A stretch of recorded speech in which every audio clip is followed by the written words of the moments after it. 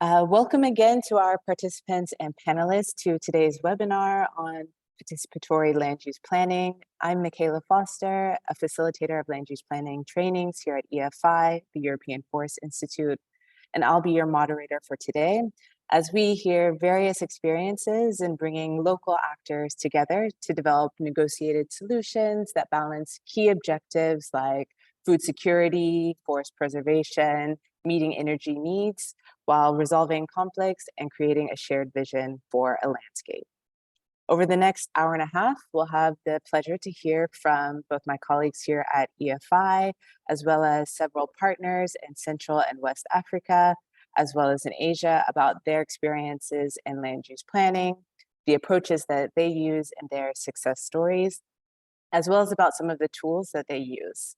We hope that this webinar will be a knowledge exchange with our distinguished speakers and as well with you, our participants. I see we have a diverse set of participants, already 50 plus participants, and that number keeps growing, coming from all over. And we invite you, our participants, to engage with us during the webinar. I'd like to point out first the Q&A feature. If you have questions during the webinar, and if you would like them answered during our panel discussion at the end, please write your question in the Q&A. Participants also have access to the chat feature where you can ask questions or make comments, but we ask that you direct your questions specifically for the panelists to the Q&A box. Now it's time to get started. First up, we have my colleague, Thomas Sombre, the developer of the Land Use Planner, our free tool designed to support inclusive land use planning processes. And today he'll give us an overview of the EU RED Facility's approach to participatory land use planning. Over to you, Thomas. Thank you, Michaela, and hi everyone. Bonjour à tous. Very happy to be with you, and thanks for attending this webinar. Very happy to share some insights from our work on this topic, and also partners. You will hear some of our partners. And the insights that we'll share are especially from the work that we've done in the context of the EU RED Facility, which is a publicly funded program. And we're very grateful to all the support that was received for this program. And the focus of that program has been very much on supporting partnerships with tropical forest countries with a view to reduce deforestation and improve forest governance. And we have a number of countries that we've partnered with. Let me show you just very quickly this map of the EU RED Facility partner countries across the 3 continents, where in most of these countries, we've actually partnered with local institutions, national institutions on this issue of land use planning at local level or national level.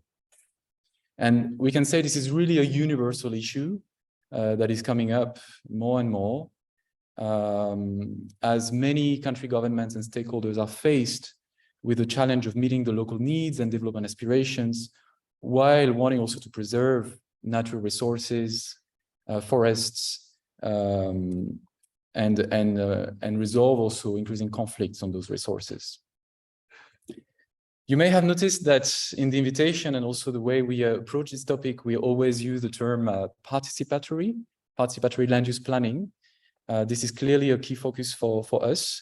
And I'm sure that nobody here needs to be convinced about the importance of bringing participation into these processes for their quality.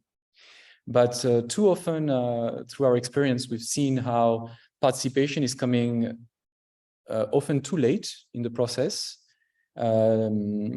or stakeholders are participating, but without the adequate information for them to participate meaningfully. Or their information or their priorities are not duly considered in the process. And just to name one example that is well known, the recognition of customary rights, for instance. And this explains, of course, a lack of application or enforcement of many planning outcomes, and the foundation for future conflicts when effective participation is not there. So our focus at EFI has been very much on two things, on two aspects of participation. The first is really to help the interested stakeholders get better information, more adequate information, and early in the process. And the second part is noticing the crucial role of people who run the participatory process and planning processes, the power that sometimes these facilitators or experts have in steering the process. We put a lot of emphasis in our tools, methods, training on the land use planning facilitators. We recognize this as a key position, and we're trying to democratize a bit that profession that is too often maybe left to experts, and too often done in a technocratic way. So you will hear a bit later in the second part of the webinar about our tools and methods, trainings. But for now, just to get started, I just wanted to maybe to emphasize one point that we observe in so many contexts, but also in all the trainings of facilitators that we did, especially during the COVID years. We had quite a few online training of land use planning facilitators across a number of organizations and countries. And one common starting challenge is to be very clear about the sustainability issue or challenge that we're trying to address with a specific planning initiative or process. Let me share another visual here that summarizes some of the most frequent land use planning issues that we encountered. So what is really at stake when we start a planning discussion, when we official or more bottom up, what is really at stake? Are we looking at a reconciliation issue between increasing the food production or the commodity production and protection of natural ecosystems? Or are we looking at resolving already existing conflicts? Maybe it's not all, but maybe and. Are we looking at a restoration issue? It's not on the list. This list is not exhaustive.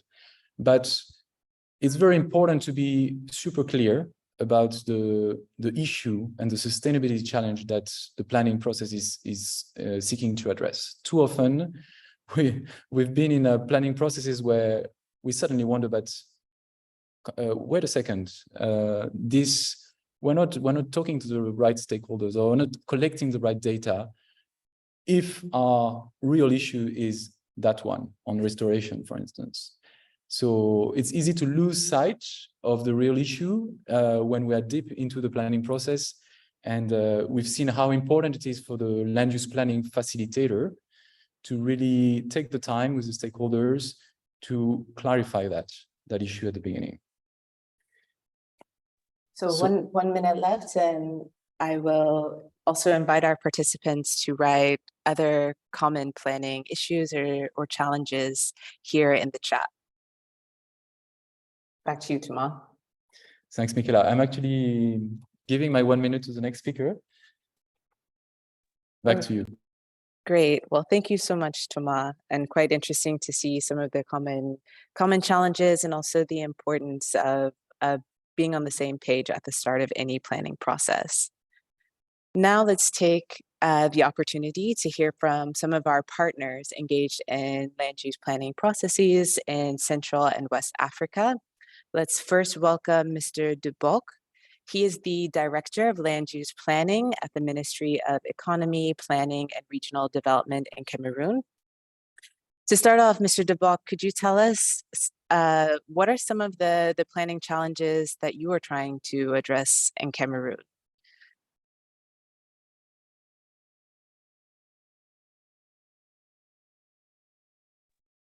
Oui, bonjour à tout le monde. Merci, Michaela. J'espère qu'on m'écoute. Peut-être oui, ça va, on m'écoute? D'accord. D'accord, merci. Donc, je suis avec mon collaborateur Roméo, qui est également connecté. Et pour dire des difficultés, en réalité, l'aménagement du territoire n'est véritablement pas nouveau au Cameroun, mais les politiques, pour dire vrai, ne déplacent pas véritablement au centre de leur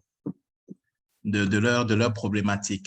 Donc, nous sommes dans une logique aujourd'hui, après la promulgation de la loi d'orientation pour l'aménagement du territoire et le développement durable, dans une logique de mettre en place l'ensemble des outils retenus dans cette loi, à savoir le plan de zonage, le schéma national d'aménagement et puis les schémas régionaux d'aménagement, et amener par la même occasion les différents acteurs à comprendre véritablement ce que c'est que l'aménagement du territoire.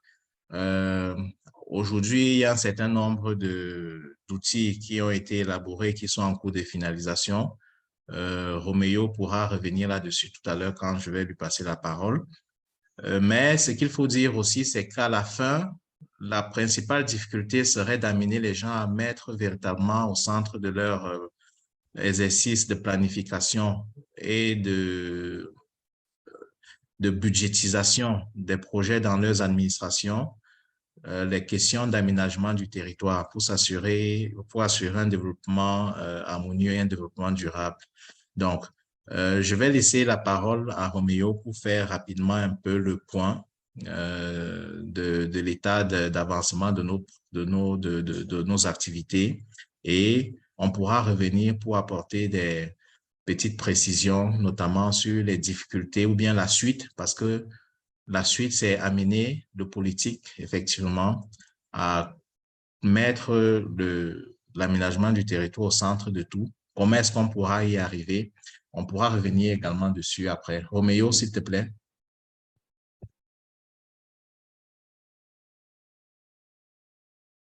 Oui, merci beaucoup pour la parole donnée.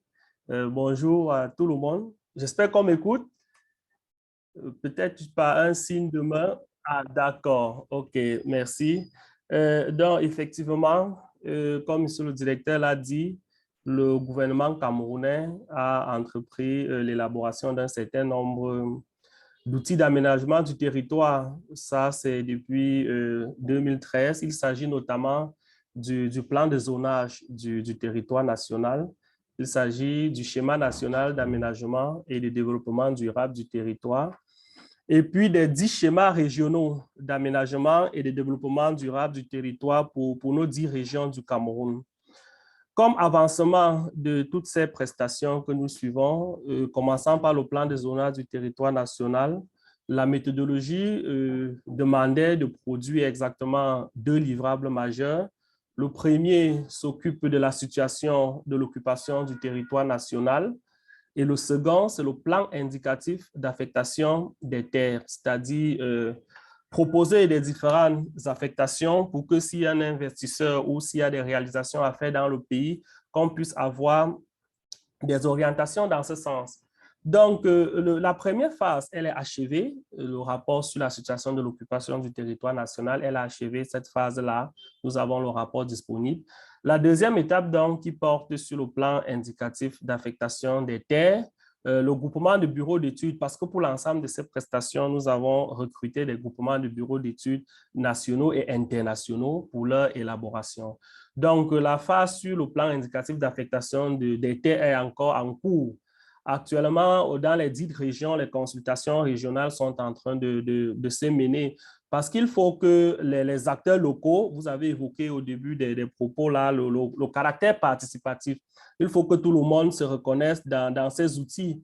Donc, les consultations se font sur la supervision du gouverneur de chaque région.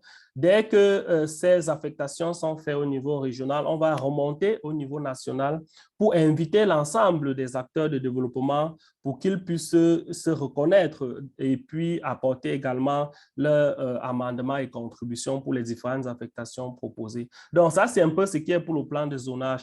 Maintenant, sur le schéma national d'aménagement et de développement durable du territoire, le processus est bouclé. au Cameroun, nous sommes juste dans on va dire, les méthodes contractuelles de clôture du projet, parce que l'ensemble des livrables que nous attendions de cette prestation sont déjà disponibles. On a eu une première phase qui a porté sur le diagnostic territorial.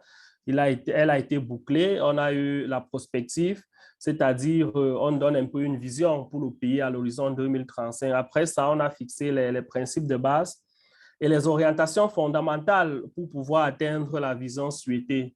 Nous avons eu également un rapport sur les objectifs stratégiques et le plan d'action quinquennal, c'est-à-dire pour atteindre la vision, on essaie de segmenter par tranche de 5 ans les différents projets qu'on pourrait mettre en œuvre pour un développement équilibré, harmonieux et durable de notre territoire. Et puis, il y a une dernière phase qui a juste concerné la synthèse, c'est-à-dire le récapitulatif de tous ces livrables que je venais de citer dans un document unique.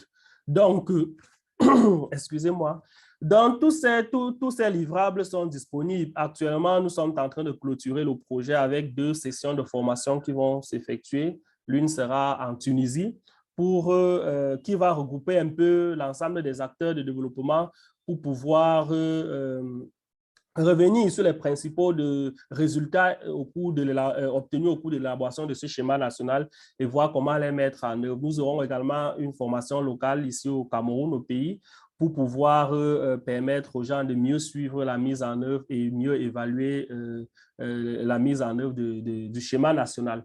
Maintenant, concernant les 10 schémas régionaux, nous avançons également dans de très bonnes conditions. On peut dire que pour les schémas de l'Est, parce que le Cameroun a 10 régions, il faut déjà le préciser, et pour 2 régions, les schémas régionaux sont déjà prêts. Il y a la région de l'Est et la région du Sud. Maintenant, pour les régions de l'Adamawa, du centre, du nord, de l'extrême nord et de l'ouest, le processus est aussi bien avancé. On est autour de 80% avec la contractualisation territoriale. Il va manquer pour ces régions finaliser les objectifs stratégiques et le plan d'action quinquennal et puis un rapport de synthèse. Maintenant, on a des régions comme le littoral qui ont un peu pris beaucoup de temps pour l'élaboration de cette étude due à plusieurs difficultés. Donc, cette région-là est encore dans la phase de la prospective territoriale. Donc, on peut évaluer ça à 45-48%. Maintenant, concernant la région du sud-ouest, il faut préciser ici que cette région-là, le sud-ouest et le nord, nous avons eu l'accompagnement de la KfW pour le financement de leurs schémas régionaux. Le nord, je l'ai dit tout à l'heure, est très bien avancé, 80-85%. Maintenant, le sud-ouest, nous sommes dans le processus de passation, en fait, dans la finalisation de la passation du marché. Nous avons eu plusieurs difficultés dans la première procédure de passation qui avait été lancée en 2017 et a été révélée infructueuse. Donc, on a dû relancer la procédure et nous sommes déjà en négociation avec le groupement de bureaux d'études qui a été sélectionné pour signer le contrat. Donc, voilà un peu ramasser l'état de l'élaboration de nos outils d'aménagement du territoire que nous sommes en train de conduire au ministère de l'Économie. Je vous repasse la parole, monsieur le directeur.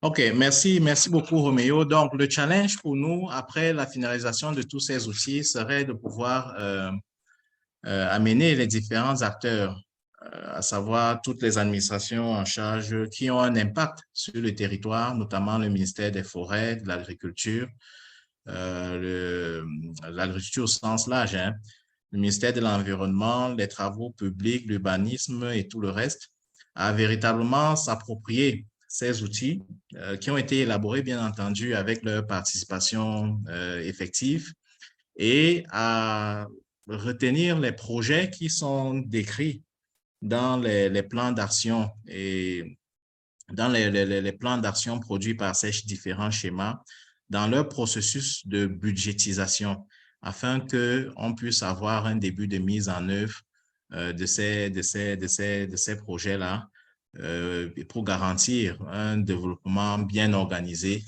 et bien harmonisé du territoire national. Et pour cela, nous avons en tête, n'est-ce pas, l'organisation l'année prochaine. Nous travaillons sur l'organisation d'un colloque sur l'aménagement du territoire où nous allons effectivement réunir l'ensemble de ces parties prenantes et redéfinir un peu, si on peut le dire comme ça, le rôle des uns et des autres en termes d'affectation des terres, en termes des différents usages que nous devons faire sur les différentes parcelles du territoire et aussi en termes du rôle des uns et des autres, notamment le ministère en charge du cadastre qui fait des attributions parfois et qui devrait tenir compte des différents usages retenus dans le plan de zonage et le schéma national avant de pouvoir affecter des espaces aux agro-industries ou bien aux différents investisseurs qui sont intéressés par la production au Cameroun. Bien entendu, dans l'ensemble de ces outils, la question environnementale occupe une place primordiale puisqu'elle est transversale à tous les domaines, les différents domaines d'action. Donc, voilà un peu, si on peut être assez concis sur l'état de la mise en œuvre de l'aménagement du territoire au Cameroun et les difficultés les défis, parlons plus en termes de défis qui sont les nôtres maintenant qu'on a pratiquement bouclé l'élaboration des différents outils d'aménagement du territoire. Merci, Michaela. Merci beaucoup, Monsieur Deboc et Monsieur Romeo. Thank you both.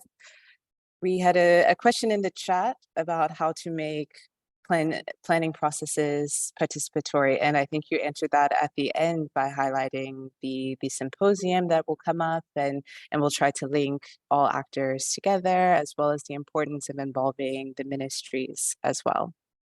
Now we'll turn to our colleague at EFI, Mr. Jim Jontu. Jim is a land use governance expert with us at EFI, and he will share a few insights from his experiences supporting land use planning processes in the Republic of Congo. Over to you, Jim. Thank you very much, Mrs. Moderator. Are you able to hear me? Yes, we can. Yes, good morning or good afternoon from all of you from different locations in the world who are joining us today in this webinar organized by the EFI. I would like to present our experience in the Republic of Congo. Unfortunately, we are not be able to have participants from the Republic of Congo because they had an emergency at the last minute. So I will be presenting all the work that we have been doing with our stakeholders in the Republic of Congo, and especially with the Ministry of Land Use, Planning and Infrastructure of the Republic of Congo. And I have to mention that, as Thomas was highlighting, we have used a participatory approach to ensure that all sectoral ministries are involved into the process, including the Ministry of Planning, Decentralization, Agriculture, Mining, and all other ministries which have activity which affect the land use planning in the country. So please let me share with you some of the slides that we have put together to showcase the work which has been done in the Republic of Congo. Are you able to see my screen? Yes, we can. Yes, great. So this is the work that we have done over the last 2 years with all ministries involved. And the idea was to develop a kind of land use planning methodology, which will be used to develop the future land use planning scheme at the departmental level. So as Mr. Dibok from Cameroon was mentioning, the land use planning is not new in the Republic of Congo. It has been in the pipeline for quite a long period of time, but yet it has not been the priority of the government. It is only recently during the last 4 years that the land use planning is gaining momentum in the country, especially with the Central African Forest Initiative, CAFI, which is actually launching a massive program in country to endow the Republic of Congo with all the tools which are needed in terms of land use planning. As you can see on this diagram, we have an orientation, a land use orientation law in the Republic of Congo, and which is dating from 2014, which present all the tools which are needed in terms of land use planning in the country. Some of these tools are existing and some are not, and there are plans from CAFI to continue to develop some of these tools. What I have cycled in the red is what we call the ZDAT in French. It is the land use planning scheme at departmental level. As you know, Congo is divided into 12 departments, and each department has to develop its own land use planning document. So what we have done over the last 2 years was to develop a guiding document which will help each department to develop this kind of land use plan in the coming years. And CAFI is planning to select 2 departments in the Republic of Congo where they will be developing this land use planning. So the methodology that we have developed will serve CAFI to support the development of this plan in country. So as a consequence, due to the fact that there is no land use planning tool in the country, we can still see that there are still some overlapping land use conflict persisting in the country. And especially if you look at this map, you will see that the dark red color is the mining permit, which are overlapping with forest concession and so on. So we hope that by engaging into this land use planning exercise and activity in the next future, we will be able to solve the issue of land use planning overlapping in the Republic of Congo. I would like to present you one of the key results that we have obtained over the last 2 years of our engagement with the Ministry of Land Use Planning. And this map is showing the land use planning in the horizon of 2042, which we use all the prospective and structural analysis to come up with the vision of one of the districts of the Republic of Congo. I have to mention that this was a pilot. This is a pilot which will serve as example in the future to see what can be done in terms of land use planning. And this could be also an inspiration and example for the big program of CAFI we will be starting, which is being launched today in the Republic of Congo. So definitely this land use planning is the vision that we sat together with the stakeholder to conceive. And in the next slide, I will show you all the methodology that we use to come up with this pilot map, which could be scaled up in the department or the whole country to develop this kind of tool. So in terms of methodology, we use a participatory approach to ensure that stakeholders are in the center of this process. And one of the key methodology that we used was the participatory structural analysis, which try to understand what are the variables which are affecting the territory, peace, security, and also agriculture and subsistence agriculture. We identified that, and we did also a participatory mapping. You can see a photo of the participatory mapping exercise that we organized in the district level to understand how stakeholders can sit together to identify, to make the baseline map of that territory and to give a vision to the locality as well. And we did the territorial foresight, which we call in French the prospective, which help us to have a global vision of the territory over 20 years. And that is the methodology that we use to come up with the map. So this shows 1 minute, Jim. This show you the cover of the methodology that we developed in country, and hopefully we will be able to share this document with you. I would also like to emphasize on one of the work that we did on the socio-economical impact scenario of the palm oil in the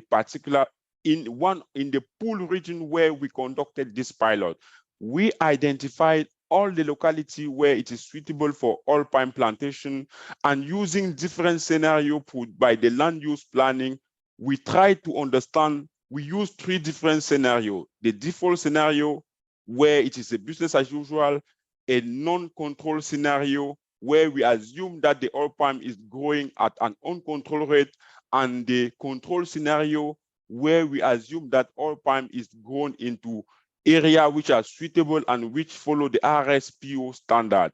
And coming with that, we realize that the control scenario will be the best scenario for the region of Pool in terms of forest cover, in terms of all the parameters that we were looking, such as forest cover, smallholder production, sector, private sector, benefit, biodiversity, and emission reduction. And what are the lessons learned that we got from there? Just I will go it through just for the sake of time. So in terms of lesson learned from the way forward, we realize that involving all the stakeholders in this process is quite important, especially the civil society, which has the knowledge of the ground and can contribute a lot in the perspective, in the mapping of the territory. We also find out that the participatory mapping is good, but it's good at a small scale, yet it needs to be scaled up, and we are not sure whether it can be used at the national level due to logistical and also methodological issue. There's this question of enforceability of the tool. Is the methodology that have been developed, how do we enforce it to scale it up at the national territory? And finally, how do we capitalize on the development, on the controlled development of the oil palm sector in country based on the land use tool that has been developed? I will stop here for time reasons and over to Michaela, and I'm looking forward to respond to your question, if any. Thank you very much. Thank you very much, Jim. Really great to hear about the lessons learned from the experience in Congo and the link to the CAFI project. And you raised some interesting questions at the end, particularly on the ability to scale up and the enforceability. So I hope that we'll have a bit of time after we hear from all of our panelists to revisit those questions. Now, before we hear from our next speakers, we'd like to take a quick pause and hear from our participants to see how they view land use planning, some of the challenges they have faced, and how they've overcome them. So you should, in just a moment, see a pop-up from Zoom's poll feature. Here we'll ask 3 questions. The first question reflects on how you view the planning process. It asks, land use planning is predominantly a spatial process, and we ask that you select your answer based off of whether you strongly agree or disagree. 1 being strongly disagree, and 5 if you strongly agree. So we have responses coming in, and we'll just take a few minutes to collect responses.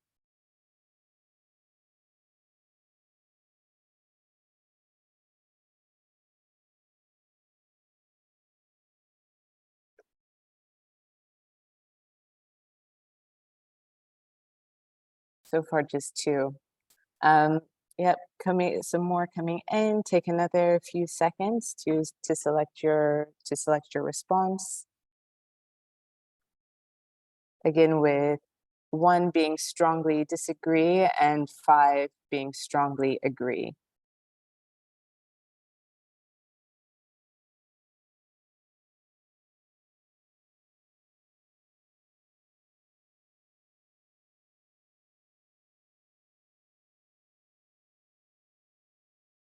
So a couple more seconds, and then let's close the poll. I'm seeing a bit of mixed response, a mix of opinions. I think it's quite often we think of land use planning as simply answering sort of those where questions. So where should this activity occur? But as we've heard from the panelists so far, and probably you've had this experience as well, land use planning often involves so much more, from identifying and engaging with key stakeholders, thinking about foundational questions like who wants what, how much and how should goals and objectives be achieved. And it's important to address those questions before we even get to the spatial questions of where certain things can occur. Let's move to our second question. What would you consider the biggest challenges in facilitating land use planning processes? Here, this question is open-ended, and you should be able to provide your own response. And we'll collect a few answers and then open up the poll to actually view those answers.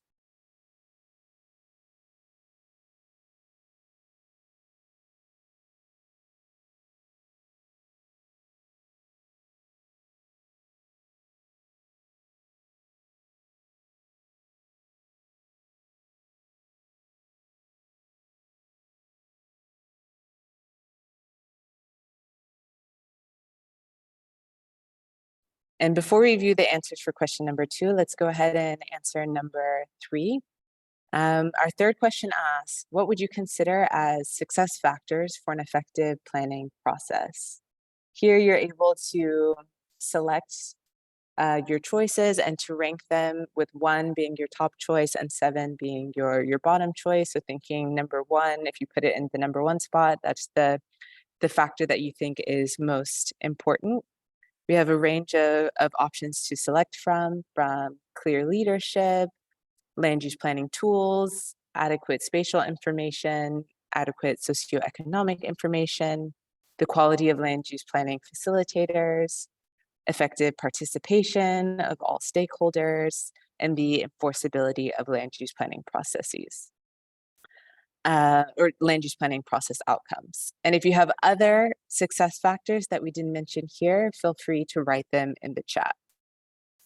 So take another few seconds to finish up in answering the poll, and then we'll view our results.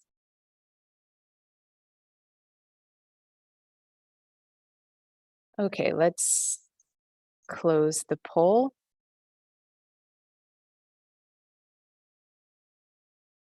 And if we can, let's close the poll. And if we can share our answers specifically on number 2.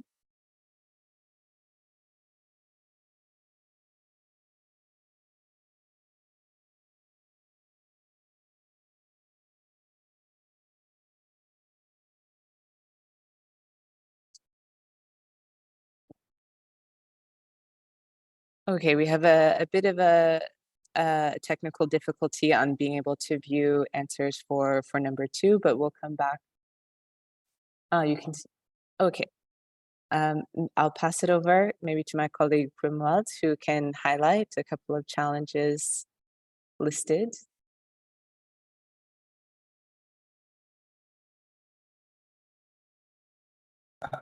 Juste, moi je vois la réponse, je ne sais pas si tout le monde voit la même chose que moi, mais je vois la réponse à la question 1 sur l'aménagement.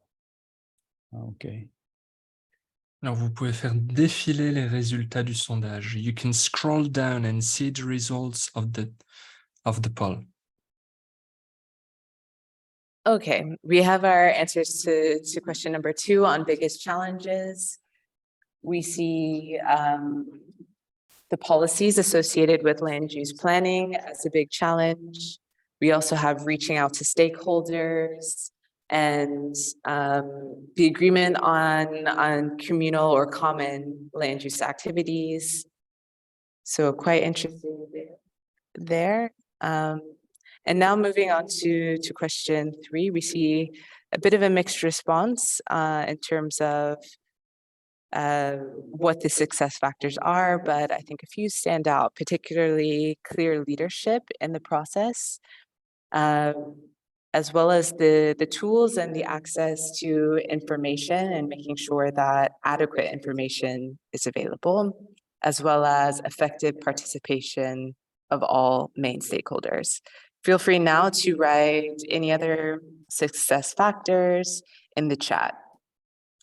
Now let's turn back to our panelists for today, and this time let's hear from Mr. Benjamin Luku from Côte d'Ivoire. He's the Deputy Director of Monitoring and Evaluation at the General Directorate for Land Use Planning at the Ministry of Planning and Development. I've heard from my colleague Romuald here at EFI that you were recently on a field mission and working to build inclusive planning processes, in particular thinking from a gender angle and including women in the planning process. So I'm sure we'll love to hear a little bit about that as well. Over to you, Mr. Luku.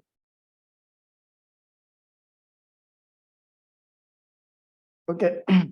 Je ne me représente plus. Je réitère encore mes remerciements à l'ensemble de tous les participants. Je suis du ministère du Plan et du Développement de la Côte d'Ivoire.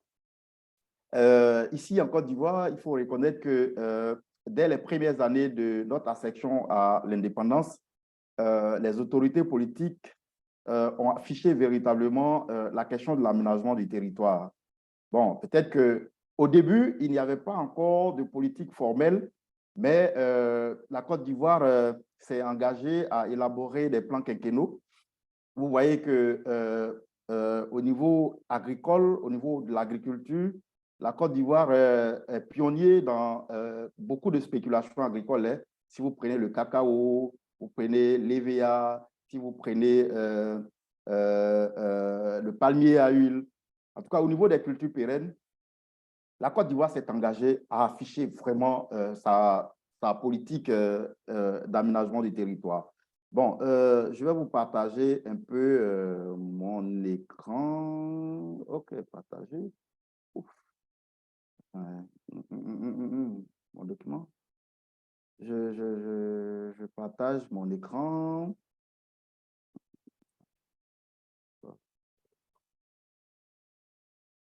Comment pour partager mon écran? Le document était là. Tableau blanc, fichier. Si tu veux, je peux faire pour toi, Benjamin? Oui, il faut le faire. Hein. Il faut le faire. Il faut le faire. Vas-y. Normalement, c'est bon? Voilà, c'est bon. Voilà, donc on va... voilà. Voilà l'expérience que nous avions vécue. Nous sommes en train de le vivre. C'est que la véritable politique d'aménagement du territoire au niveau de la Côte d'Ivoire s'est faite en 2006 avec la déclaration de la politique nationale d'aménagement du territoire. J'ai une copie qui est là. Donc, c'est la déclaration de notre politique nationale qui s'est faite en 2006. Bon, il faut noter que au niveau de la sous-région, la Côte d'Ivoire, au niveau de la sous-région, on appelle ça l'Union économique monétaire ouest-africaine, l'UMOA.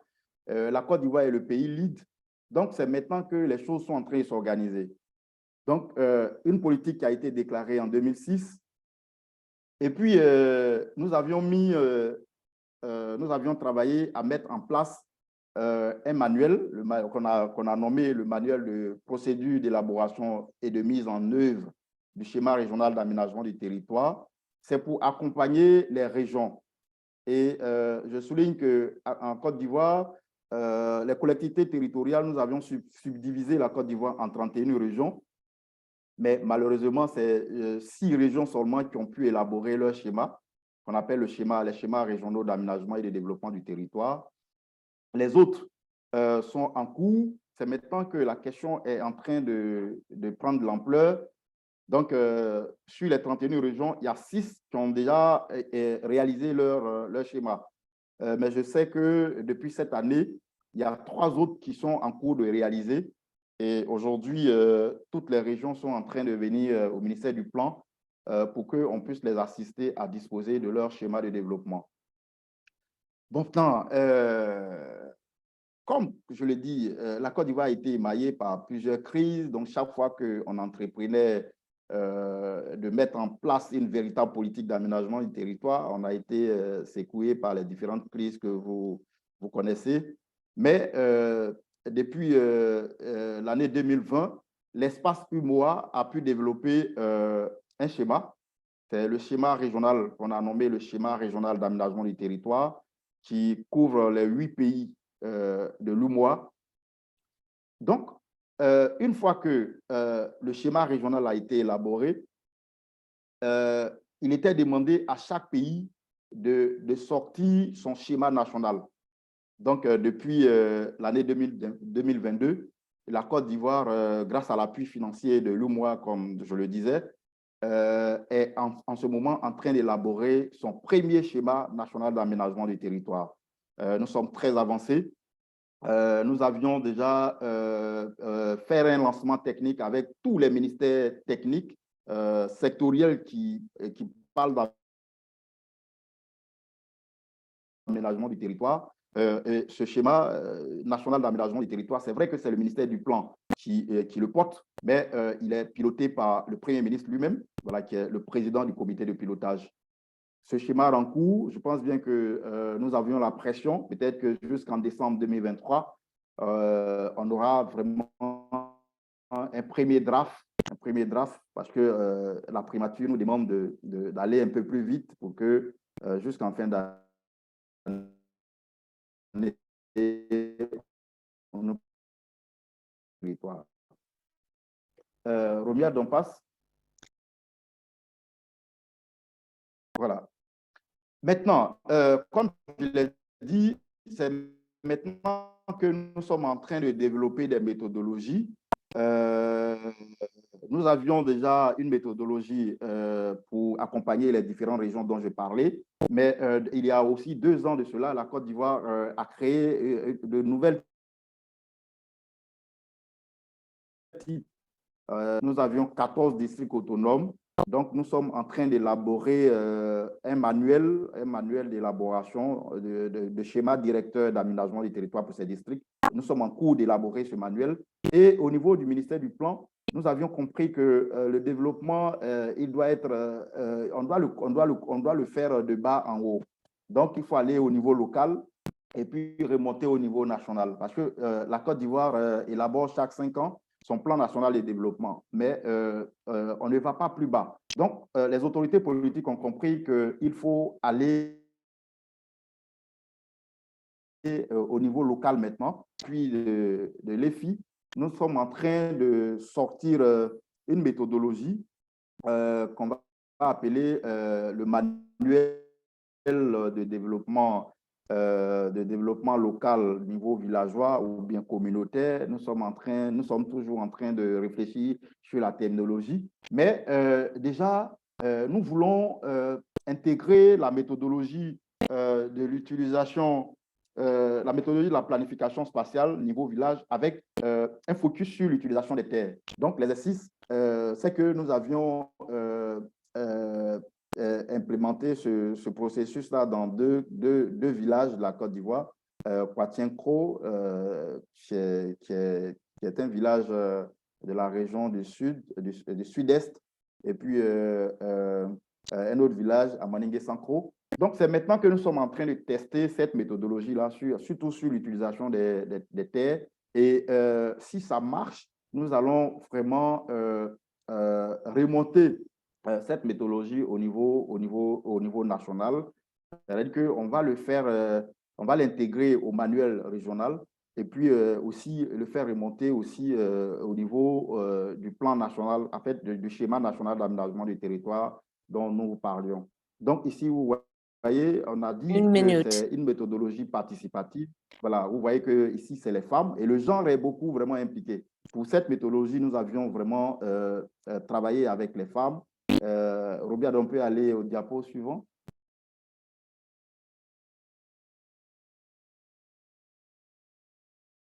Tu la vois pas là? Voilà, OK. Donc, vous voyez, voilà un peu la cartographie sur l'utilisation durable des terres. Voilà comment il faut répartir les terres. Et cet exercice s'est passé avec une équipe pilotée par Nitidé. Et puis, on a eu la chance vraiment de visiter l'équipe qui était sur le terrain. Vous voyez Romuald qui est derrière, Docteur Lecou qui est en rouge. Voilà un peu vraiment le caractère participative, mais surtout l'implémentation, en fait, l'utilisation du genre, voilà, le fait qu'on a voulu que les femmes vraiment participent à l'activité et elles ont pris vraiment leur part à l'implémentation de cet outil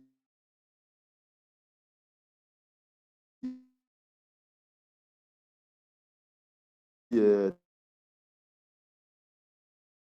cette méthodologie et intégrer cette méthodologie en train de développer.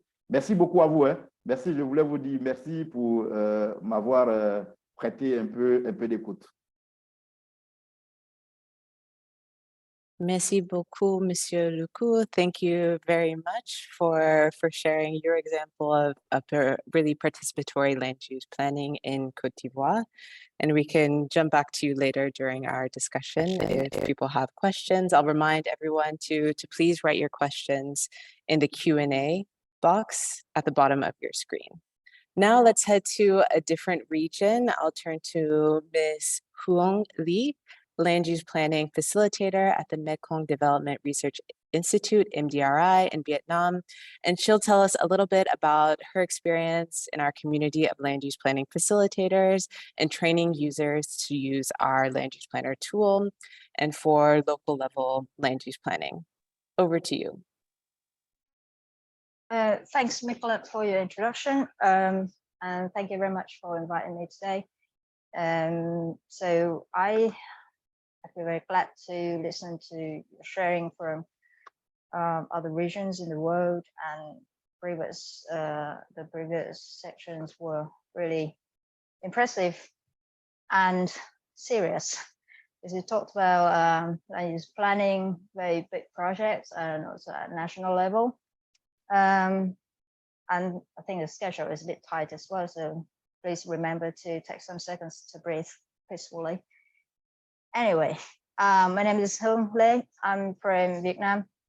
I'm currently working at the Mekong Development Research Institute based in Hanoi, and we are collaborating with EFI, specifically Colors, in a project to support. So part of the project is to support participatory planning methodology, build up that dynamics for 2 provinces in Vietnam, and those provinces are in the Central Highlands of Vietnam. Let me change the slide. So just a little bit, okay. So firstly, I will, before we enter the challenges, I just give a little bit of background about the areas that we're working on. So if some of you know where Vietnam is, it's in the Southeast Asia. It's a pretty long and thin country. It's like an S shape. So the Central Highlands is in the middle of the country, and it's a highlands area. And then this area is the host of about 90% of Robusta coffee production in Vietnam, together with other crops and fruit trees, etc. But they face, they currently face some challenges to sustainability planning and also including land use planning. The first one, I mean, there are many challenges, but we pick out 3 popularly said about them.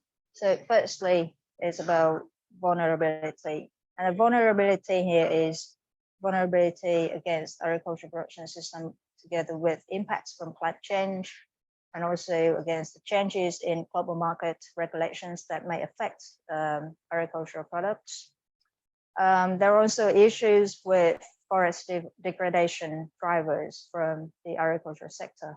So for example, farmers can overuse fertilizer or other chemicals. They exploit too much water and make water depletion, or even deforestation. It's easily happened in the setting where agricultural land just locates next to forests, like in the photo that you can see. It's a photo in my field trip.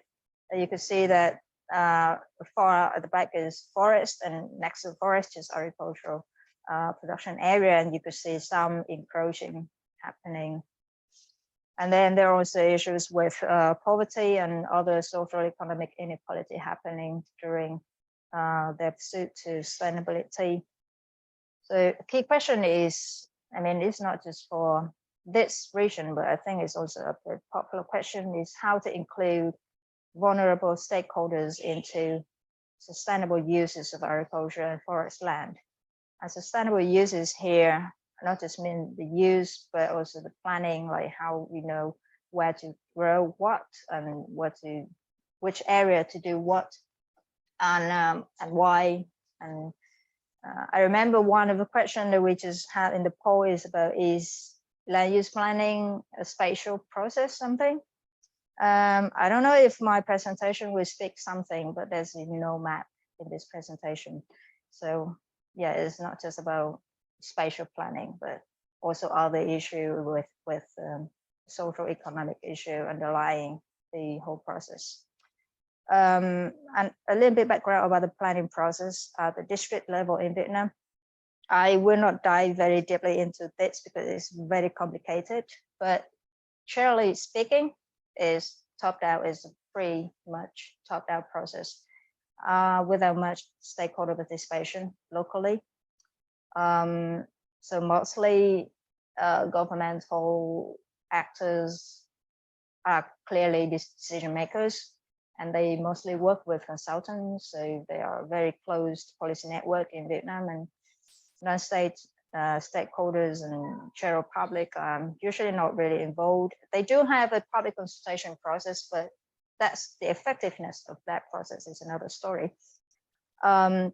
So in our project, we aim to train local facilitators in participatory land use planning, and the training resources are adapted from EFI's land use planner tool and method, which I believe will be introduced later to you in this workshop.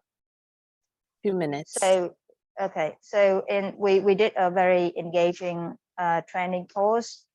As you can see, they work very hard, and we had friendly interactions. They explore the tool, and we come up with some projects built by using the tool, like 9 example projects. This is the interface of the land use planner tool. And after the training, they all say that they prefer multi-stakeholder dialogue in land use planning process, which is a very positive signal. And currently we are doing the pilot with 2 districts in this region. Sorry, because of the time pressure, so I will skip through this. So basically we use the model to develop scenarios for 2 districts. And we've got into some challenges, including 2 sets of challenges. The first one is how to coordinate and engage multi-stakeholders into the process. The second one is the data problem, how to find data and how to access data, and the quality of the data is not really what we expected. So we're dealing with that problem, and it's still an ongoing puzzle. But back to the coordination, the key point that I want to mention is it is crucial to understand and to harmonize with local context and culture, because every cultures, they work very differently. They're not always about multi-stakeholder engagement in its meaning like we think, but their engagement may need something within it to be effective.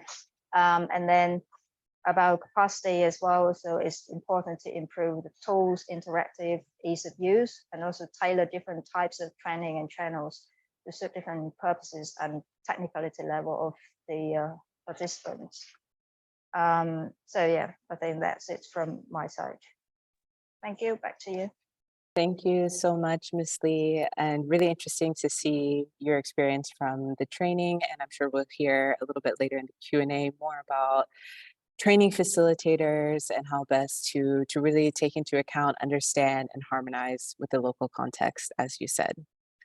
And now let's turn it back over to Thomas from EFI to tell us a little bit more about the land use planner. Ms. Lee showed us a little bit already, but let's go a little bit deeper there. And Thomas, you can also tell us a little bit about the training resources that we have available here at EFI. Thank you, Michaela. And yes, very quickly, I just want to show you where the tools and the resources are. We don't have much time to go deeper into it, but at least you would know where to find these resources. And as Ms. Wong just mentioned, so the tool that you saw on some of the slides. Sharing my screen for a very quick demo. So our portal to participatory land use planning is called the landuseplanner.org that many of you already know. And this is where we concentrate all the resources. You can find there a lot of land use data. So we heard Ms. Wong from Vietnam saying, you know, data is always an issue, and this is really an issue we find everywhere. So if we can have some starting data on some crops or land uses, that is always helpful. You can also learn from other applications, case studies, training resources. If you go to that section, you have a lot of videos and material to learn from this tool, but also the method. I think there were a lot of questions on the chat on how to bring more participation in practice. What are the steps? You can find a lot of resources there. Let's go very quickly to the main resource that you have on that website, which is the Land Use Planner tool. So the Land Use Planner is available in different languages, and you can create a free account if you want to store your data, if you want to share your project and your land use data with collaborators. But for now, we'll just go to the guest entry. And we can really use this tool at very local level, village level to a national scale. You have 4 main steps in the tool: area, land use, scenarios, and results. So first is where are you? Second is what the present situation in the territory, what are the land uses? Third step is looking into the future, and then the results. And it's fully customizable. You can really put the data that you want. So for instance, if you want to name your project My Region or simulate for a longer period, you can do it. In the interest of time, I'll just upload an existing project in Côte d'Ivoire. So the project is in French, but will stay in English. So we are here in a region called the May region, 800,000 hectares, about 500,000 people. And the current land use in that territory is about half. You see different forest types. So this is a list of land uses. You have here in blue, you have a fallow area, and here you have the agricultural land uses. So for each of those, there is quite a lot of data. If you go into one of the forest types, this is a forest reserve. You can check the data that you've put there or your collaborators. This is on carbon stocks or socioeconomic data here on forest goods and forest services. You have here socioeconomic values of benefits, costs, labor, etc. So obviously this is not easy to collect this data, but we also always recommend to check that in a focus group with stakeholders or in a workshop, and people can say, no, actually from my cassava or my rice, I actually get 2 tons of hectare per year instead of 1. So people can help you adjust the variables. Let's go to one perennial crop so that you can see also the feature. Here you have cocoa, where you have quite some detailed data on the actual yield profile to be able to simulate, proper economic values. This is very quick, huh? This is just to show you a snapshot. The next step would be looking into the future, where you can develop one or several scenarios. Here you have a baseline scenario that just projects your land uses into the future with the effect of the growth in population, the aging of plantations, whether or not you replant some of them, and you can adjust all these parameters.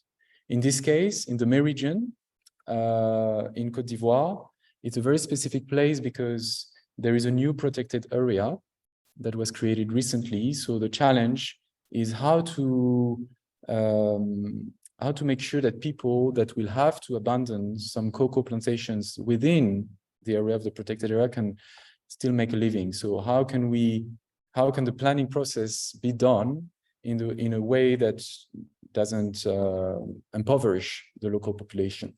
So that's scenario 1.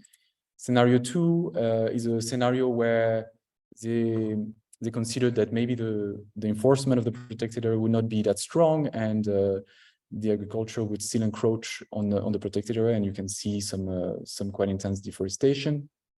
And scenario 3, which was more the negotiated scenario where stakeholders agreed on some interventions to improve the productivity of different crops and land uses, to try to reconcile both the income generation and the protection of the environment.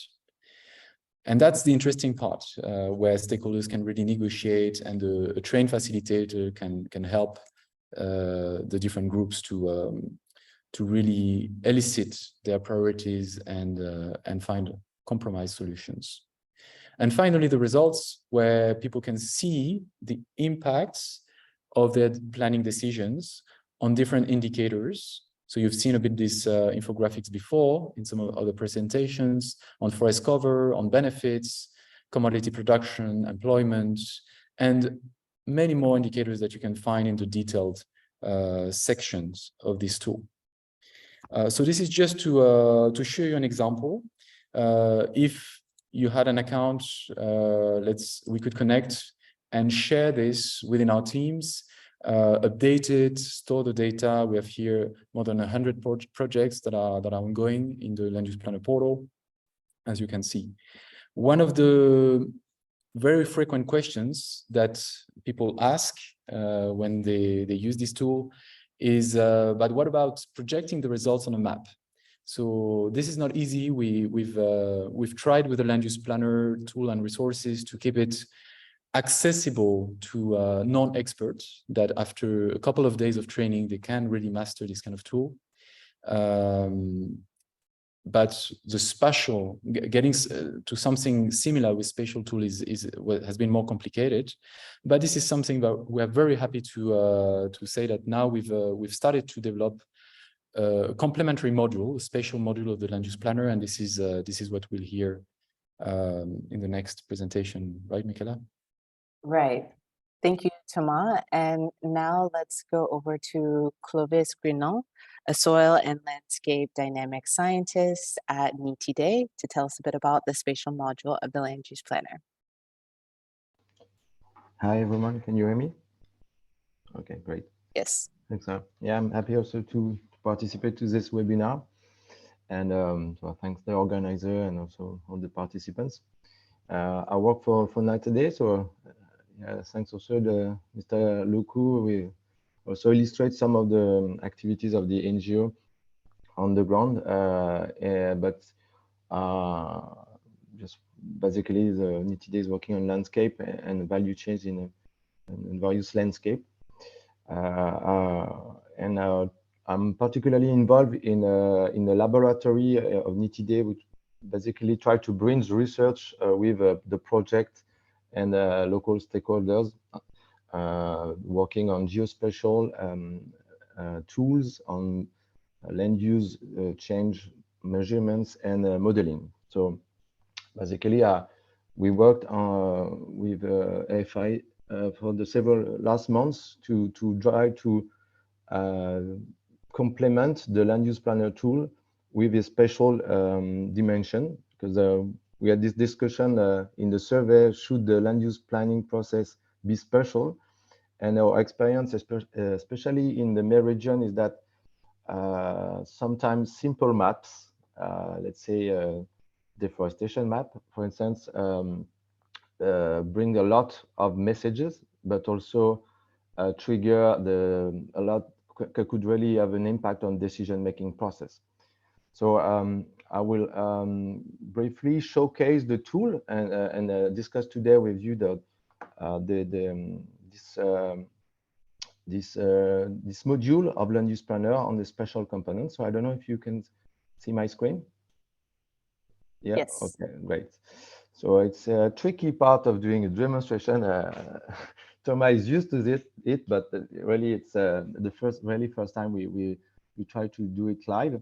So you would be able to access to this module on the main Land Use Planner page, and with the special module names and menu. And basically, it's a three-step approach. So keeping the same spirit of land use planner to be a simple online tool to support decision-making process. Before going through those three steps, I will just give you a brief overview of the methodology. So the methodology is also described thoroughly online in the menu. So you would, because it's a geoprocessing process, basically, to go to this spatial dimension. So you have to work and process maps and data with specific resolution and language. So the user side is quite simple, as we will see, but on the back end of the tools, there's lots of processes. The one you must have the key elements of this interface is that so far we are using African scale data set. So it's already set up for a continent scale. So it's not the entire world, but it works for, let's say, all the places, the landscape in Africa, in the countries of Africa. So there's a few data sets that are included input into the models, which are listed right there. In particular, the main task was to develop and to decide upon the right land cover maps. So I don't know if some GIS experts in the room in this webinar, but you must be aware that there's plenty of various source of land cover maps. So that one is let's say the most coherently coherent representation of the land, in particular forest, and comes from the European Space Agency for the reference date of 2020. And the preparatory step was to link land use planner is able to manage land tenure. But usually in land cover maps, you don't have any information on land tenure, which is the big challenges of land use planning process. So we try to include those, let's say, forest tenure by overlaying the protected area database of Africa from online, the WDPA database, with the land cover maps to develop three status of forest. So back to this map, you will have protected forests, mainly correspond to forests within national protected areas. A second type of forests, which are the production forests, which are correlated to forests that are under regulation with extraction rules and legal documents, and the other type of forest for in the rural domain, basically. So this allows us to and all of the tool to link more closely to the land use planner outputs. And another key and last key elements of this module is to be able to locate the changes.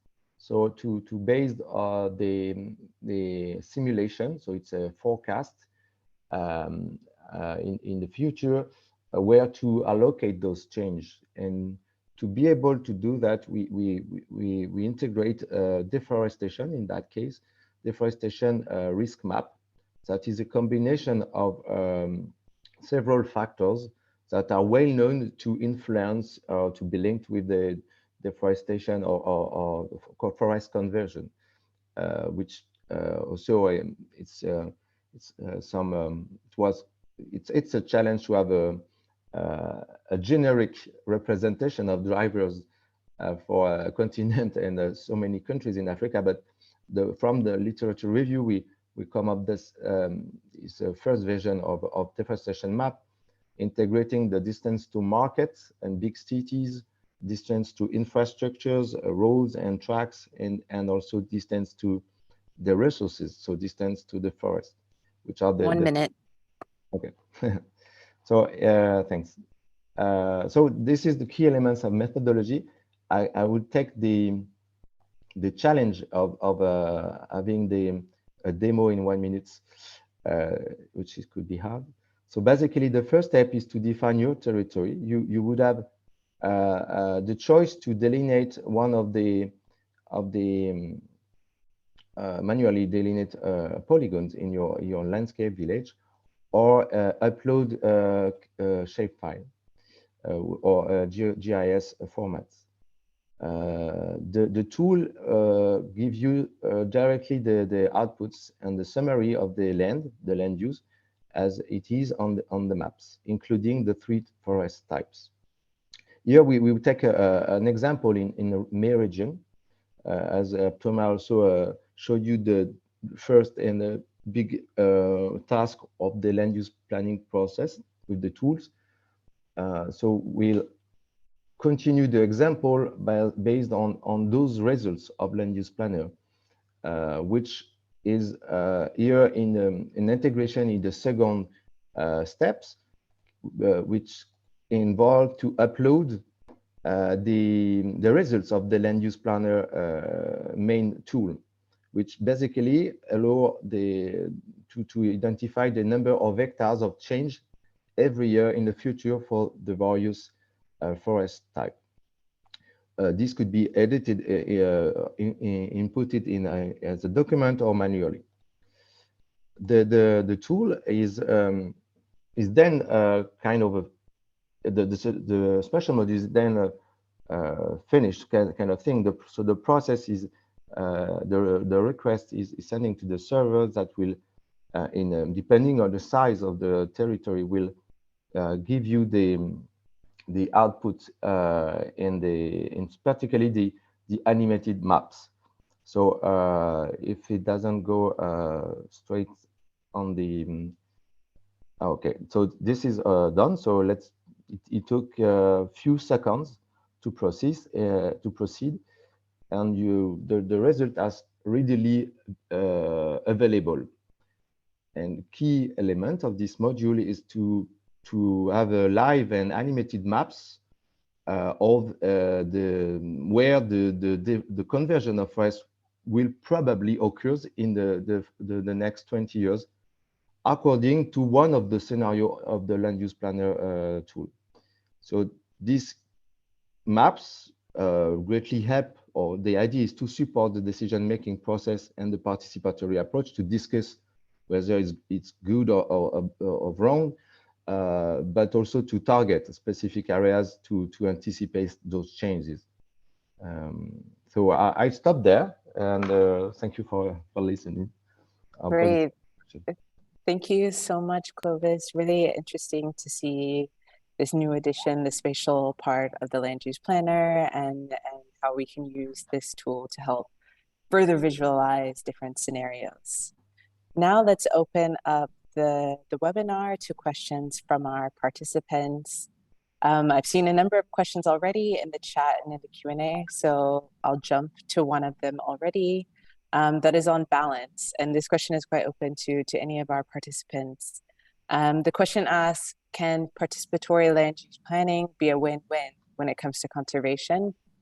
It was raised in the chat about concerns with changing land use dynamics, especially as a result of land use planning processes.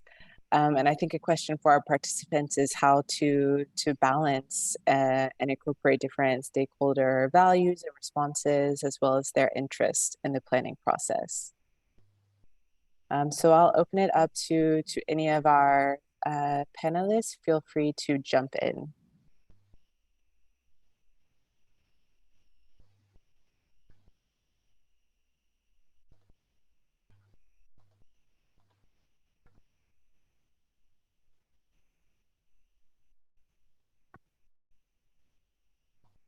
Maybe I would like to kick in and someone could contribute if any. Yeah, I think this is quite a tricky question which is being asked, and definitely this is a kind of question that we have been reflecting over, because actually, can the land use planning be a win-win situation?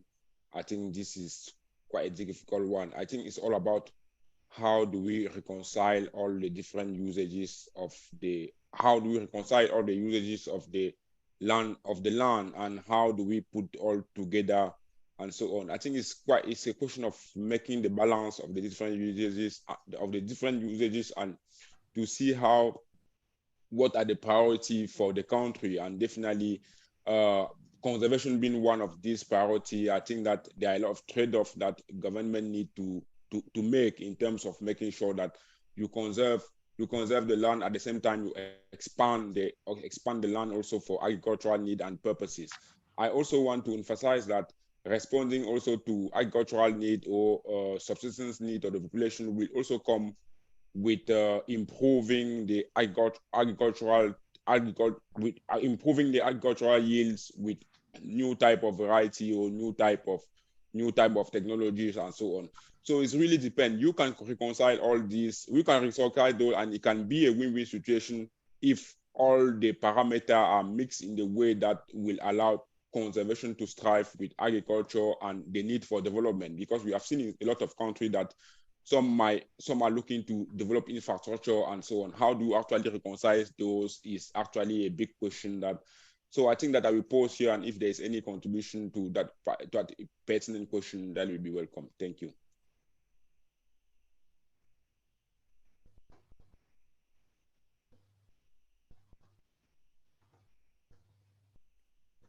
Anything to add from any of our other panelists? And thanks, Jim, for that response. If not, I'll turn to one of our participants who had their hand raised, Abubakar Bobo. The floor is yours to ask your question.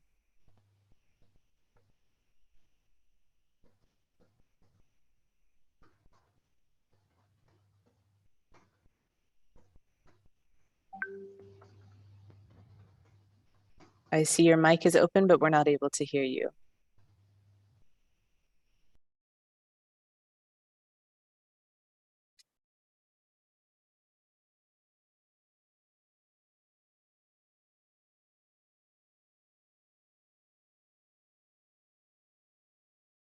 Let's turn to Louis Defoe. I saw he also had his hand up.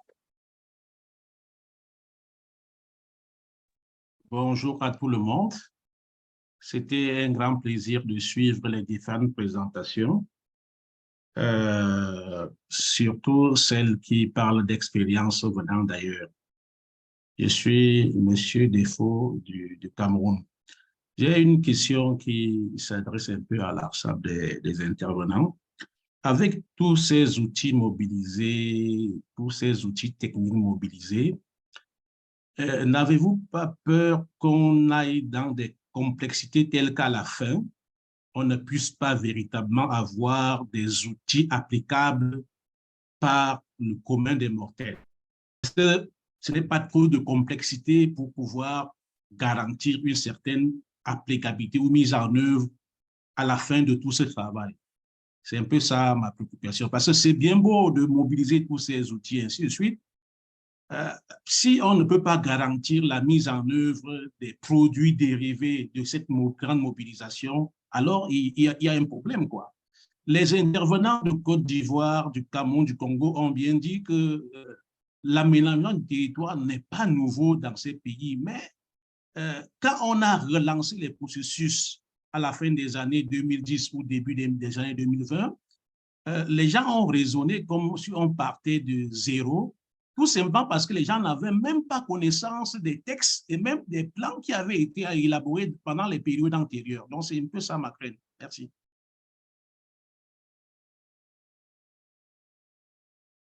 Merci beaucoup. Thanks a lot, Mr. Defoe, for that question. I'll turn it over to our panelists to respond.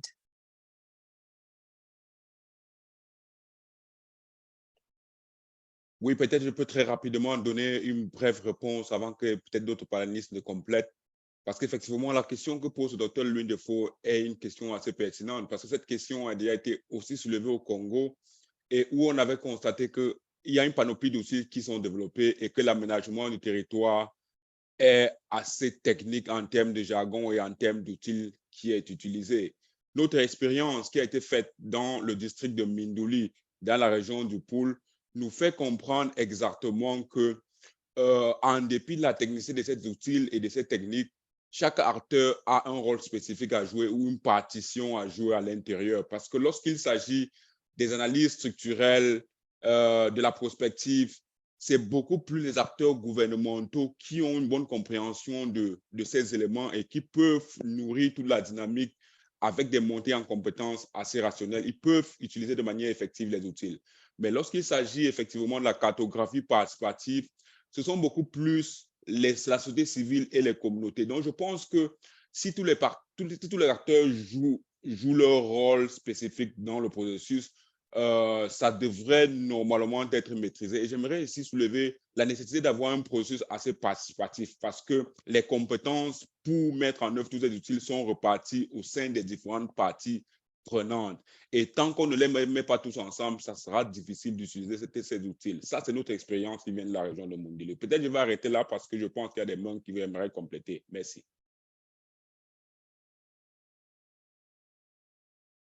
Great, thank you. I see Thomas, you have your hand raised. Yes, maybe I will. Je vais répondre en français aussi puisque c'était en français. Oui, effectivement, on a peut-être tendance des fois à mettre beaucoup l'accent sur les outils, mais ces outils sont à mobiliser en fonction du contexte. Et en fait, nous, de plus en plus, on met l'accent sur, comme on disait, la formation des facilitateurs d'aménagement du territoire. Et sur des aspects qui ne sont pas liés aux outils, mais qui sont plus liés à la qualité de l'animation. Comment faire en sorte que dans une animation d'un processus, on va être sûr d'avoir bien inclus, qu'il n'y a personne qui manque. Comment on va faire en sorte qu'il y ait une certaine équité dans les relations, une structure dans le processus. Donc, tous ces aspects un peu soft qui ne sont pas forcément, qui sont pas liés aux outils, évidemment, mais qui sont très importants. Et ces outils qu'on développe, là, ils paraissent peut-être aussi vraiment complexes parce qu'on n'a pas le temps de bien les présenter, ça demande, c'est vrai, un certain temps, mais ils sont en plus à destination des facilitateurs en aménagement du territoire, et ce n'est pas dans l'optique que tout le monde puisse les maîtriser nécessairement. Mais c'est vrai que comme le facilitateur ensuite a une maîtrise de ces outils que les parties prenantes n'ont pas, ça doit être accompagné d'une éthique du facilitateur qui ne va pas utiliser son plus grand savoir et maîtrise des outils pour justement, comme certains disent, facilitate, manipuler tout en facilitant. Donc, c'est très important aussi voilà. Les outils ne peuvent pas faire des miracles s'il n'y a pas cette éthique, finalement, au niveau de la facilitation du processus. Je crois que ce sujet fait lever d'autres mains. Yeah, thanks, Thomas. Let's turn to Romeo for a response.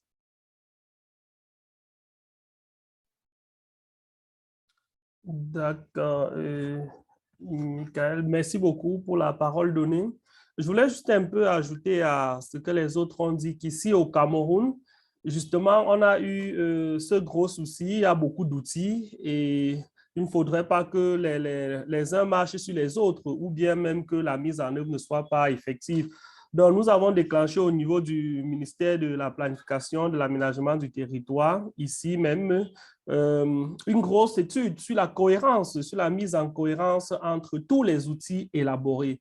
Et nous avons eu la chance que c'est nous, qu'en même temps qu'on élabore le schéma national, c'est nous qui élaborons les schémas régionaux. Donc, on s'est, comment je vais dire ça, on s'est rassuré que les schémas régionaux, qui sont en fait les déclinaisons du schéma national au niveau régional, tiennent compte des grandes orientations qui ont été fournies au niveau du schéma national.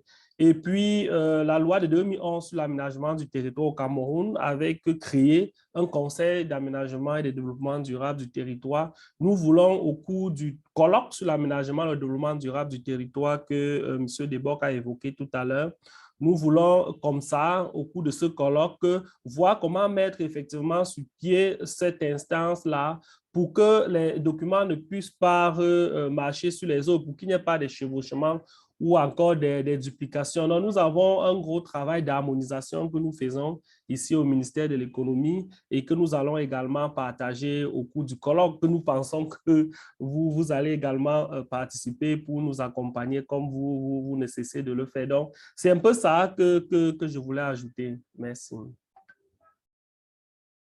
Great, thank you very much. And I see that we're a few minutes over already, so I'll say let's go to James Ackworth and then to Monsieur Lucal, and then we will close our webinar.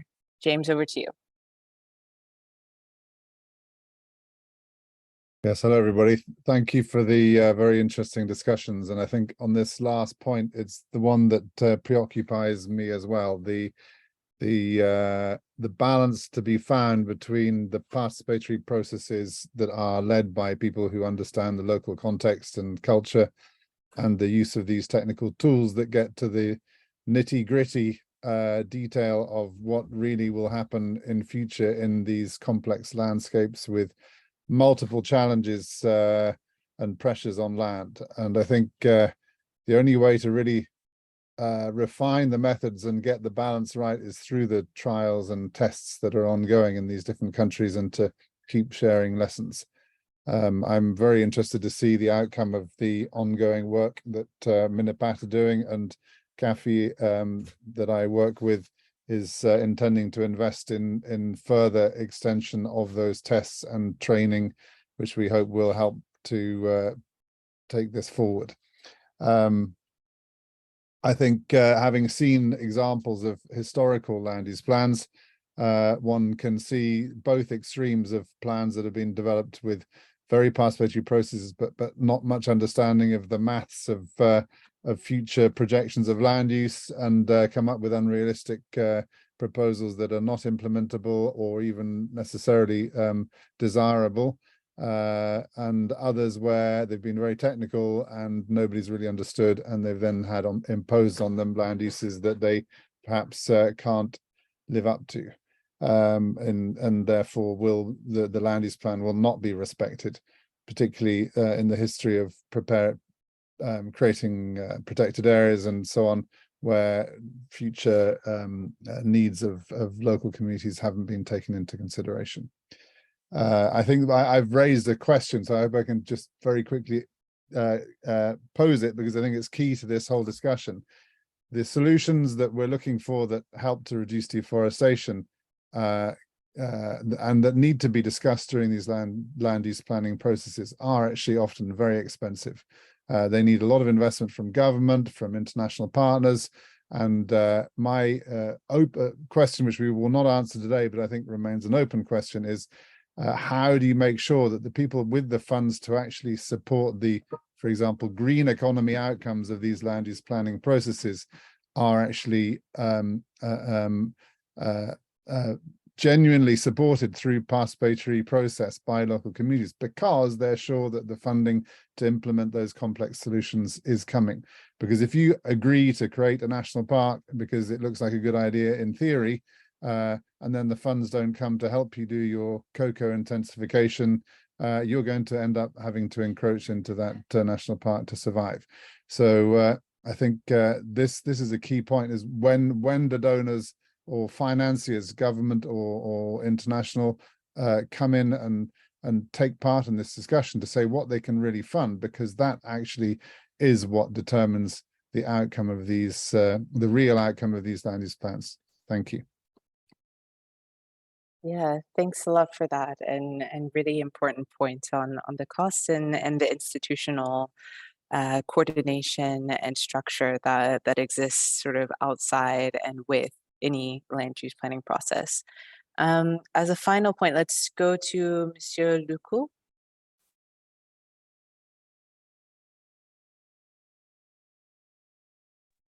OK, bon, là, je voulais rebondir un peu sur la question qui nous avait été posée, le trop d'outils qui va noyer la question de l'aménagement du territoire. Bon, je pense bien que nous, au niveau de notre sous-région ouest africaine, nous sommes en train de prendre un élan, raison pour laquelle je vous disais tantôt que les huit pays de l'UMOA ont élaboré un schéma régional qui va concerner les grands travaux qui relient ces différents pays. Voilà, donc du coup, si les politiques au plus haut niveau ont porté la question de l'aménagement, je pense bien que les outils là vont venir vraiment améliorer vraiment la manière de faire. Raison pour laquelle nous, en Côte d'Ivoire, je vous ai montré la déclaration de politique qui a été prise en 2006. Mais en ce moment, nous sommes en train de comprendre qu'il faut nécessairement mettre en œuvre l'aménagement du territoire, raison pour laquelle nous sommes en train de sortir une véritable politique. Et en dehors de cette politique, nous sommes en train d'élaborer une loi. C'est la loi d'orientation en matière d'aménagement du territoire qui va recadrer un peu tous ces outils-là et puis essayer d'hiérarchiser en tout cas ces échelons-là. Donc, c'est vrai, nous sommes en train de, c'est nouveau, nous sommes en train d'y travailler. De plus en plus, il y a des jeunes qui sont très compétents, qui, je pense bien que si on nous laisse encore quelques années, nous allons vraiment véritablement prendre de l'envol, quoi. Donc, c'est ce que je voulais dire. Mais il faut que les politiques, j'allais même dire les chefs de l'État, portent le projet, comprennent l'aménagement du territoire. Nous, en Côte d'Ivoire, c'est ce qui nous a manqué depuis. Mais de plus en plus, nous sommes en train de comprendre la chose. Merci beaucoup à vous. Great, thank you very much for that last intervention. And I think a really good point to end on in terms of the importance of getting all stakeholders on board, whether that's the political will and interest to support, as well as local actors who are the most affected by these land use planning processes. And interesting also to reflect on the use of tools and the importance that the tools and resources that are developed and pushed into these processes are really fit for purpose and useful, which I think relates to something that Ms. Lee said in her presentation about the importance of really understanding and being a part of the local context and supporting facilitators who can be a part and can share their knowledge in terms of the local context. So with that, I'll close our webinar for today. I want to say a huge thank you to our panelists as well as to our participants for joining us today to learn more about and exchange on participatory land use planning. For those who are interested in our tools and our training resources, you can check out landuseplanner.org. I'll also put that link in the chat to find out more. Yeah, and with that, we can close. Thanks again, and bye for now.